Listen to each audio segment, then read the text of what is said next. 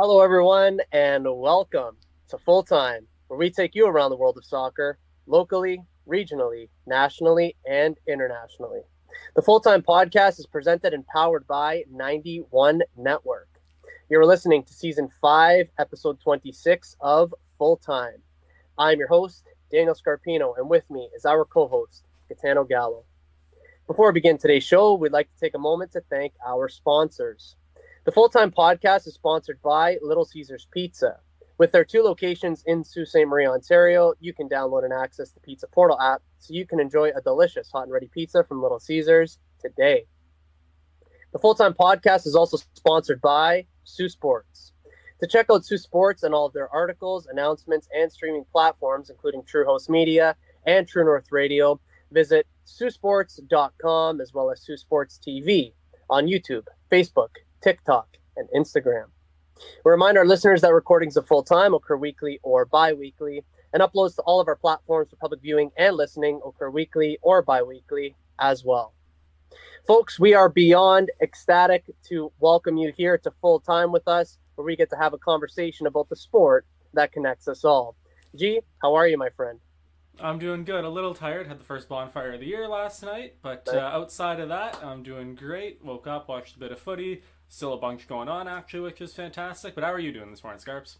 Dude, I'm doing mighty fine. I just got back from the Nipissing Invitational a mere 24 to 36 hours ago, and just resetting, recouping. But super happy that I'm here with you, and the footy very much continues.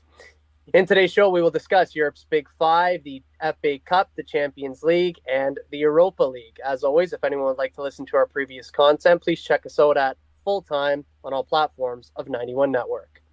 And without further ado, Gitano, and to everyone who has taken the time to tune in here today, let's kick off. We get started with Europe's Big Five, and we will kick things off with the Premier League. The lone race for the title is officially over. Liverpool are Premier League champions. Gitano will talk about the race for the top five shortly, but first let's talk about Liverpool. They've had an outstanding season under Arne Slot in his first season in charge. They win the title with 4 games to spare, and they did so quite convincingly. The floor is yours.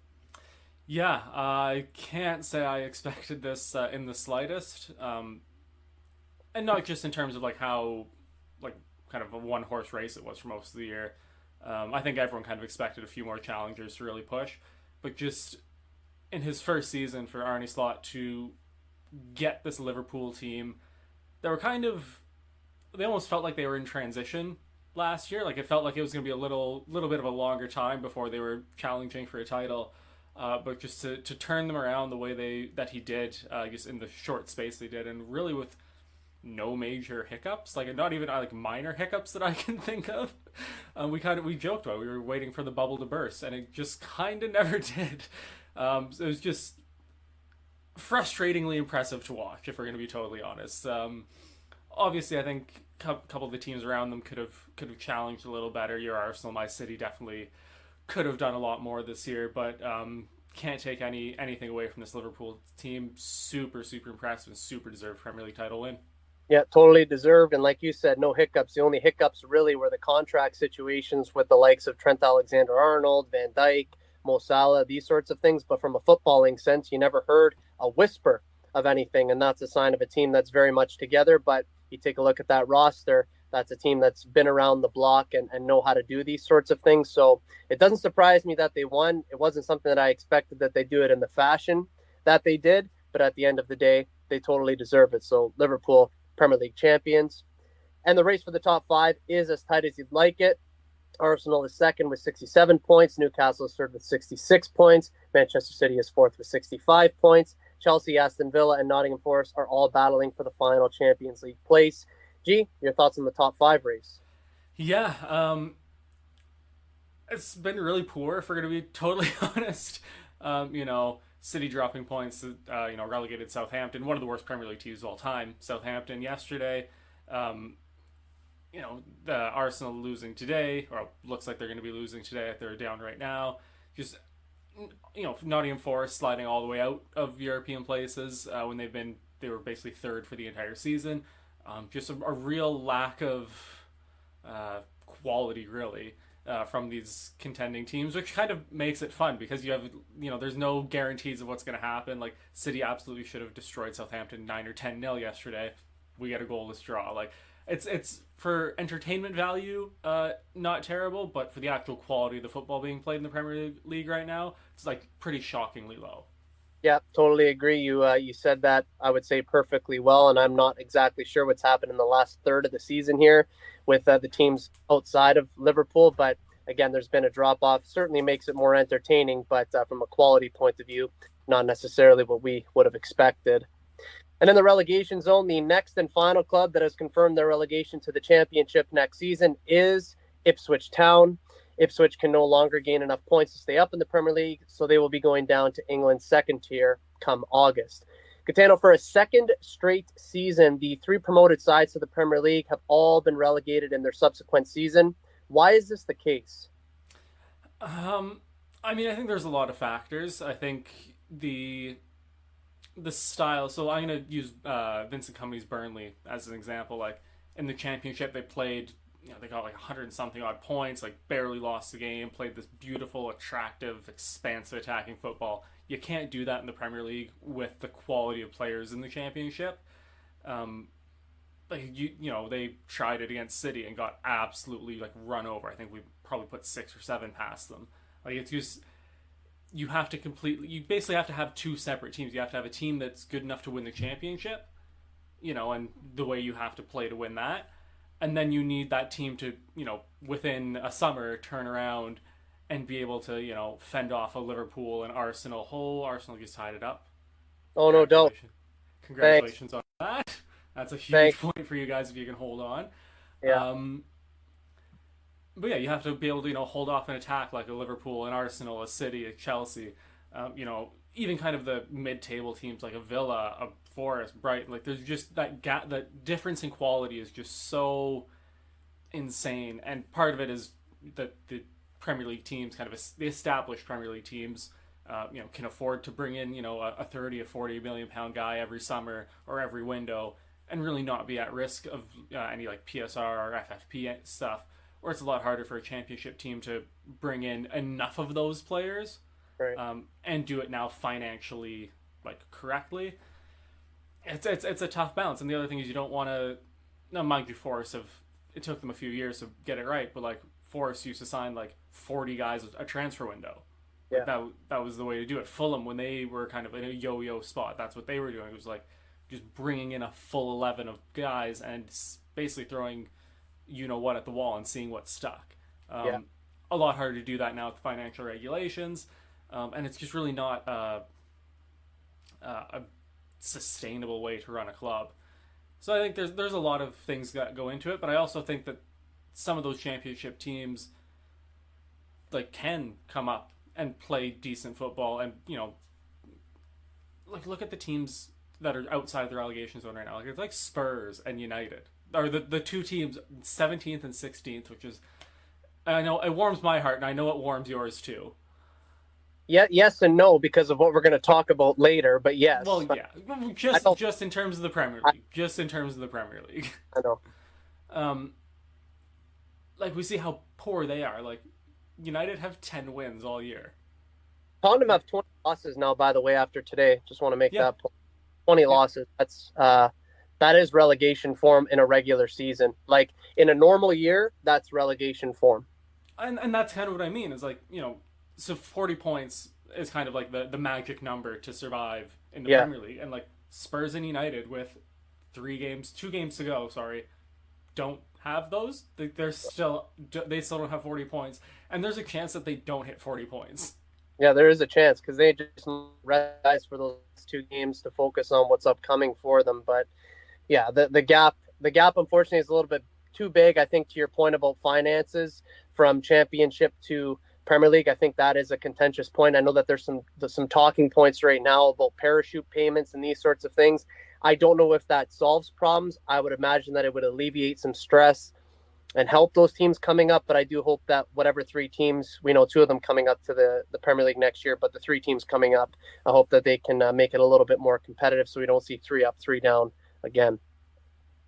And in the Bundesliga, just like the Premier League, it has its winner, and that has been confirmed, and that, of course, is Bayern Munich. Bayern will they win the title with a pair of games to spare, as Leverkusen can no longer mathematically keep themselves in the title race. Bayern lifted the title at the time of recording yesterday. Bayern, Premier League, not Premier League, excuse me, Bundesliga champions. And what are your thoughts on that? I can't believe Harry Kane finally has a trophy. Finally, That's trophy. I felt so bad for him. It was last weekend when they were basically like they were about to win their game to win the league, and I want to say they were playing Leipzig. I think so. They ended up tying it, didn't they? Like a 95th minute equalizer to like stall them, and like Harry Kane wasn't on the field, but he was like, in his tracksuit ready to go on the touchline, and then they got the equalizer scored on them. I'm happy for Harry Kane. I think not that he needed a major title to kind of solidify himself as one of our generation's best players, and for England one of their greatest players of all time. But having a major trophy, and playing such a pretty crucial role in it as well, with all the goals he's scored. I think he currently leads the Bundesliga in goals and goal contributions for the league, and I don't think he's going to be overtaken. So yeah, it's huge for him. It's a great moment, and for Bayern, it's, I want to say, kind of back to normal. It's the last couple seasons have been a little, either them not winning the title or they've been a little nervier winning the title than we're used to seeing. But seeing them wrap it up with a handful of games to spare, not really, pressed when it came to the end of the season. It's a little more back to, quote unquote normal for them. Not the best for football fans, but in the end, it ends up as a pretty convincing win, Bundesliga win, and for Vinny Kompany in his first season at Bayern Munich. It's wild to go from he was managing in Belgium, I think he was player manager at Anderlecht, to Burnley, guiding them to the Premier League, to now winning a Bundesliga with Bayern Munich in his first season. It's pretty meteoric rise for him. So just kind of a lot of good stories to come about from that title. Yes, and I would echo those statements. One, for obviously Bayern Munich. Second, Vinny Kompany, to your point. Harry Kane, third. And I'd like to give one more in there, Thomas Mueller. Absolutely. Yeah, so he had a brilliant send-off yesterday. Such a humble servant of that club. Again, you want to talk about consistency with a player in our generation. He's done it all in football, so a tip of the cap to him as well. But above all, a tip of the cap to Bayern Munich for being Bundesliga champions. In Spain, Barcelona and Real Madrid continue to duke it out for the title, but that fight is just about over. It's Barcelona sitting in first after their match against Real Madrid today, where Barcelona came out on top. They now have a 7-point gap at the top of the table. Gitano, Barcelona, it's one hand firmly on the trophy. They got fingertips of their other hand on the trophy. Surely it's theirs within the next game week or so. Yeah, I mean, I feel like, it wasn't the mathematical title decider, but today was basically it. And for Barcelona to get this El Clasico victory so, late in the season, given the circumstances of the title race, it's just absolutely massive for them. I don't want to say they won't slip up, but I don't see it happening with just how few points they need and the games left in hand for them. I think it's basically all but theirs. Yep, totally agree with that, and we'll keep everybody updated as to when that trophy is lifted by Barcelona. Out in Italy, Serie A, Napoli lead the way by 3 points over second place Inter. Napoli has 77 points and Inter has 74 points. In third is Atalanta with 68 points. The fight for the final Champions League place is contested between Juventus and Lazio, who have 64 points each. Gitano, 3 match weeks to go here in Serie A, and it's advantage Napoli at this moment in time by very fine margins. Yeah, those couple of drop points, or the couple of losses by Inter, to Bologna and to Roma, just absolutely heartbreaking for them. Even if they picked up, a handful of points in there to at least be a little bit closer. Currently, right now, technically tied on points, but they have a game in hand. Like, the game that they're playing is in hand. Yeah. But I just look at this Napoli team, and I just don't see how they lose. Like, they're just incredible. And as fantastic as Inter are, because don't get me wrong, they're also incredible. I don't see Napoli dropping points for the rest of the season. Yeah, you and me both. And as we're going to touch on here very shortly, Inter has another matter to focus on. So I am with you. I don't see Napoli dropping any more points. And I think that the title soon enough will be theirs. And in France's Ligue 1, it is coming to its inevitable end with just one match week remaining. PSG, of course, have been champions for quite some time. The likes of Marseille and Monaco, they will get Champions League football next season no matter what happens on the final match day. They've secured second and third place, respectively. Nice, Lille, Strasbourg, and Lyon will all fight it out for the remaining European places. G, still some things to play for in France. Yeah, pretty wild to have the three teams currently in those last European spots all on 57 points, and Lyon just behind them, only 3 points behind.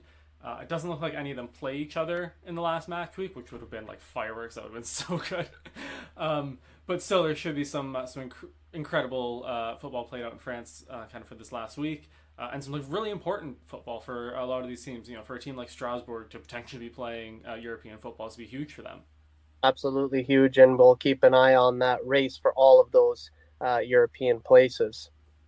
The FA Cup semifinals are done and dusted, and we will take you through the results here and now. In the first semifinal, it was Crystal Palace who took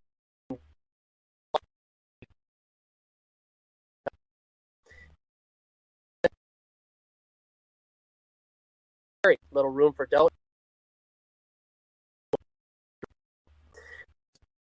in the FA Cup final.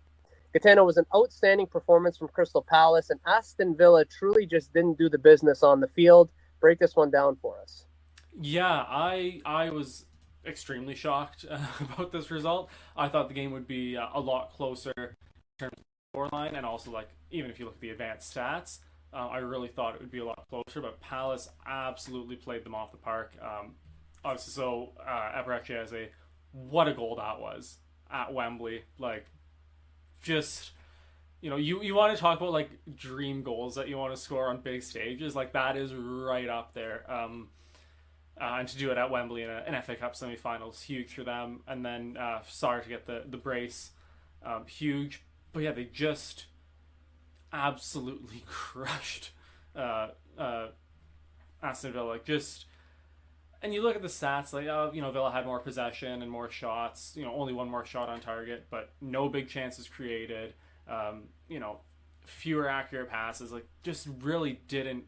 You can have the ball all you want, but if you don't do anything with it, Palace didn't have the ball as much, and when they did have it, they just made Villa pay. It was, like I said, just shocking. I really thought this game would be a lot closer, a lot tighter, but Palace, like, undeniable performance from them.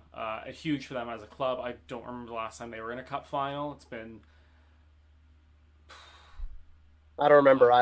I'm trying to think. I got like maybe like early 20 teens, Maybe. Like, so this is huge for them as a club, for the fan base, and in just in the fashion that they did it as well. Just super convincing, extremely impressive, and has me very worried about the final. We're gonna. I can understand that because Crystal Palace have been playing very good in the competition. But let's touch on the other semifinal for Manchester City, facing the FA Cup on the line. After an early goal from City, they would plug away at things until they were able to notch a second, and in the end, that's all that they really needed. A solid Manchester City performance would see them win by a score of 2-0 and subsequently go through to the FA Cup final. Gitano, I really did think that your Manchester City were really, really good in this game, and that Nottingham Forest did not have any answers or any solutions to the problems that they faced. But I'm going to hand it over to you, sir. Well, man of the match was the woodwork for City. I think Forrest hit it 3 or 4 times. Morgan Gibbs-White hitting it a handful of times just on his own. Definitely helped us out. But yeah, when you look, City it was the exact opposite of what I just talked about with the Villa and Palace game. Like City had a bunch of possession, but they used the ball. They were poking and prodding. They had shots. They had chances. They created chances. Whereas Forrest kind of sat in and tried to hit on the counter. Didn't really get as many opportunities as probably they were expecting on the counter. City have kind of sorted that out in the last couple weeks, maybe a month, compared to what you saw in like November, December, where we were just getting torn apart. So City looked a little better, and I just don't think Nottingham Forest's game plan really came to fruition. But also, if the ball's a couple inches either side of the post on a couple of opportunities, it's a totally different game too. So it's definitely like a game of inches there. But I would say for the most part, City dominated, and probably I would say rightfully go through again. Like, I think. when you have your woodwork hit 4 times in a match, like it's really hard to be like, oh, we definitely deserved to go through, but like as close as we could get, I think deserved. The only reason I say that, Nottingham Forest didn't have many solutions to the problems that they faced. City had so much of the ball. They created a lot of chances themselves. I don't think that City were super clinical in front of goal, but the games are won and lost in both boxes, aren't they? Yeah. So that's why I say finding solutions to problems. The solution is to put the ball in the back of the net. City did that twice to Nottingham Forest not doing it at all. So I think just with the slip ups that Nottingham Forest have been having in this little back half of the season here, I think for that reason alone, in that game particularly, I think Manchester City deserved to go through. So to review our picks, Gitano, we both go 1 for 2. We picked City correctly. We underestimated Palace, perhaps even if just a little bit. So it'll be a cup final contested between Crystal Palace and your Manchester City. What do you think about that, my friend? Terrifying. Palace have just been like a bogey team for City for literally as long as I have been watching City. They've just Selhurst. been. Oh, I just hated Selhurst Park, man. Who was the Serbian like DM Milivojevic? Yeah. Just like clinical from the penalty spot, and we always gave up a penalty there, like every time. Um, Wilf Zaha just like terrorized us. Like just as long as I've been a City fan, Palace have just been a nightmare to play against. So yeah, I'm not looking forward to it. It's gonna be a really really nervy 90 or probably 120 minutes. I'm confident but scared. Well, luckily for you, anyways, the game's being played at Wembley, but regardless, we are looking forward to one heck of an FA Cup final. And that FA Cup final, of course, will take place on Saturday, May 17th. And in our next episode of Full Time, we will preview that cup final for you all. This is Daniel Scarpino and Gitano Gallo, and you are listening to the Full Time podcast on 91 Network. A reminder that Full Time is sponsored by Little Caesars Pizza and Sioux Sports. Check out the Pizza Portal app for a quicker, easier way to get your next hot and ready pizza from Little Caesars. And be sure to check out Sioux Sports at siouxsports.com and Sioux Sports TV on YouTube, Facebook, TikTok, and Instagram. Moving along, it is the Champions League who has its semifinals that have come to a close, and the finalists are now confirmed. We will take you through the journey of each semifinal here and now. We look into first the semifinal, which took place between Inter and Barcelona. Some are calling it the greatest semifinal in Champions League history, and whether that is believed to be true or not, there is no denying that this tie was an all-time classic. After the first leg ended 3-3 in a ruckus affair of flair, tenacity, technical quality, skill, and individual brilliance, it was the second leg that was even more captivating. Inter found themselves up by 2-0 going into halftime, making it 5-3 on aggregate. But a response from Barcelona, seeing them score 2 goals in the space of 6 minutes, would bring things level at 2 apiece and 5-5 on aggregate.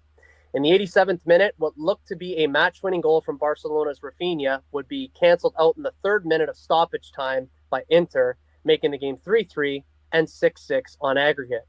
Thus, this game would need extra time to solve matters, and in the 9th minute of extra time, it was Davide Frattesi of Inter who secured the all-important goal that would decide things and ultimately send Inter through to the Champions League final. Inter booked their place in Munich as they win an enthralling tie by an aggregate score of 7-6. Gitano, this tie left everyone breathless, and my only regret is that I was only able to watch the second half of these games, but I am very much looking forward to hearing your opinion on this tie. So I didn't pay attention to the highlights at all. Like as the game happened, I was like, I want to go home and I want to watch it because the first leg was just electric. It was so good. I'm like, this like I can't just like see the score on Twitter. Like I need to like see this happen. So I get home and I throw the highlights on and I'm watching, and like it starts off Inter kind of dominating. Well, yeah, this is pretty much par for the course. Like what I kind of expected to happen. Barcelona do the comeback again because the same thing happened in the first leg. Inter went up and Barca came back. I could not believe, like when it got to the Rafinha highlight, I was like, oh wow, like Barcelona through, like that's incredible, so good. I was like, my jaw was on the floor watching like the it was like Cherby who scored the equalizer if I remember correctly. Right. Why was he in the box in the 95th minute? I didn't realize he had the legs to get there. I didn't know he knew how to get there. He's Yeah. like, what, a 36, 37-year-old center back? 37-year-old center back, but you know what that is? That's this right here. Oh, Being 100%. I know where I need to be at this moment, or just having a where to be. But anyways, Just brilliant. And but yeah, and then the Fratesi winner is just, especially like in the San Siro, like such a historic stadium for one of the greatest ties, like just outright in Champions League history, whether semifinal, final, whatever, like quarterfinal, one of the greatest ties of all time to happen in San Siro like that, for Inter to score that late winner. Just like, and we've talked about like we're romantics for like, the game, like that was the beautiful game at its absolute peak. It was so good. And like it sucks for Barcelona because they played so well. They've had such a fantastic season. It sucks for them to go out in that fashion, but for Inter to get that win is just magnificent. It was brilliant. A real loss for words for just how pretty much perfect that tie was. yeah, monumental in so many respects, and again, lost for words because that semifinal, excuse me, gave us absolutely everything over two legs, and commiserations, of course, to Barcelona, but a tip of the cap to Inter. Just brilliant, brilliant stuff all the way around. And in the second semifinal, it was PSG up against Arsenal. After a controlled PSG performance in the first leg put them out in front by a score of 1-0. It was the second leg that proved to be all decisive for PSG, as they would also win that one in the second leg by a score of 2-1, and thus 3-1 on aggregate. PSG booked their place in the Champions League final. Gitano, PSG, they absolutely earned their way through this tie to the final over two legs against Arsenal, excuse me. And there's no doubt in my mind that PSG deserved to go through, but I'll ask here for your thoughts and opinions, sir. Yeah, like I've done for most of, for pretty much all of Arsenal's Champions League run, I'll just kind of keep it brief and then hand it off to you. But yeah, I think PSG, for how young that group is and how kind of fresh they are to, again, as this group being fresh to these moments, just like an extremely professional performance over two legs. I was really impressed by that. After the first leg, I thought, like going back to Paris, like obviously it's somewhat an advantage. Well, not somewhat, it's a pretty big advantage playing the second leg at home.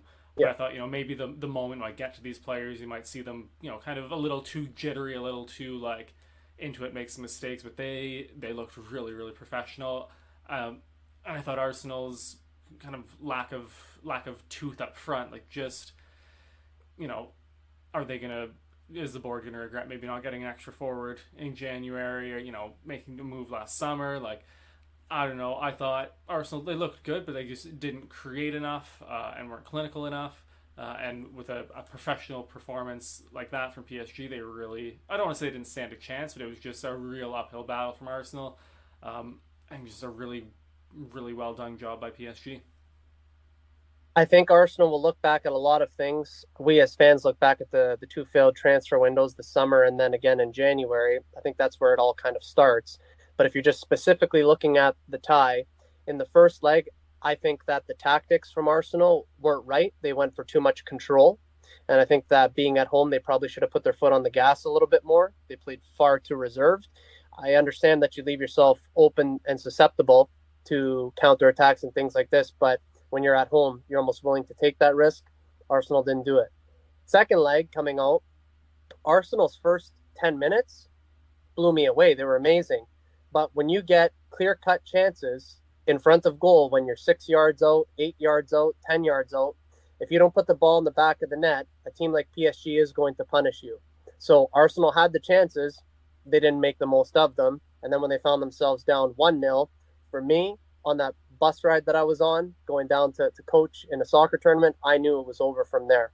So there's a lot of issues at play. Arsenal season done and dusted, but you do have to give a lot of credit to PSG because they were very good over two legs and they were the better team, and the better team did go through. And as a fan, I can hold up my hands to that. So to review our picks, Gitano, you picked both of these spot on, and I picked the exact opposite. So a big congratulations to you on that. The Champions League final is set. It will be Inter Milan up against PSG. And in a future episode of Full Time, we will preview the biggest game of the year for you all. And looking into the Europa League, those semifinals are also complete, which means that the final is set and ready to go as well. United club winning on going to is a club. Thoroughly disappointed. I thought it could have been one of the kind of best of the rest teams in Spain, I'll say, for the last probably almost a decade now. Never quite like title challengers, but always kind of in European places, always, up there, kind of, being able to be competitive with Barcelona, Real Madrid, in their individual games, maybe not over the course of the season. And for a United side that's probably the worst I've seen in my lifetime, in terms of like on the pitch, in the table, like just kind of everything around it is just the worst. For them to give up 7 against that United team, is honestly just embarrassing. It's like I've got no real words. I didn't think United were capable of scoring 7 goals for the rest of the season, if we're going to be totally honest.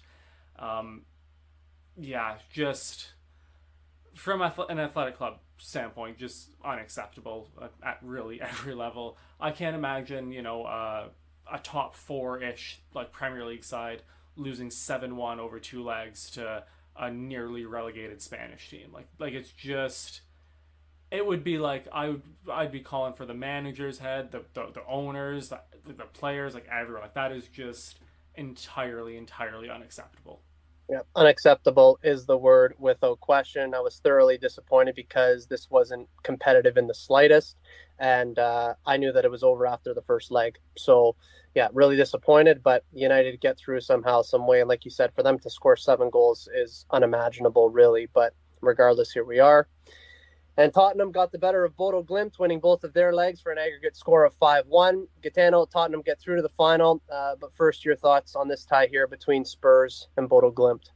I mean, like this one feels a little more reasonable considering who Spurs were playing. Bodo Glimt really, shocking the world by beating Lazio in the quarterfinal. I couldn't have told you that club existed before then. So for Spurs to kind of pound them a little bit makes it feels a little more acceptable.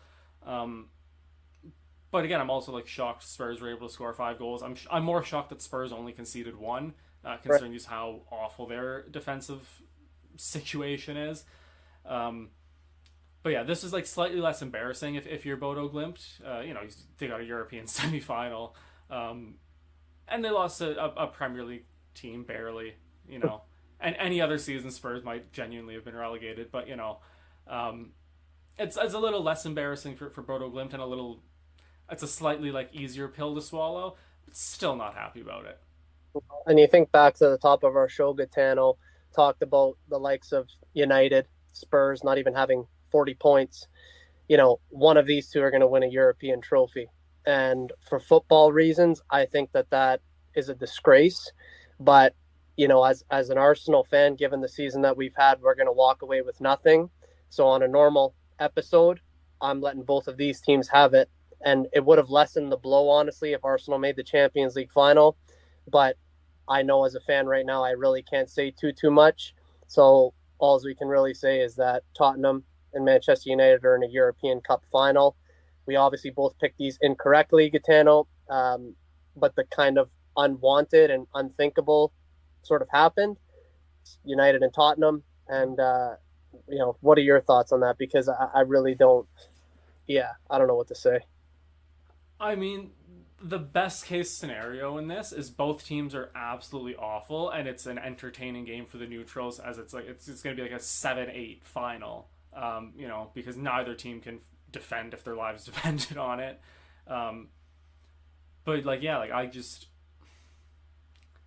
I'm looking at it and like I don't know what's worse.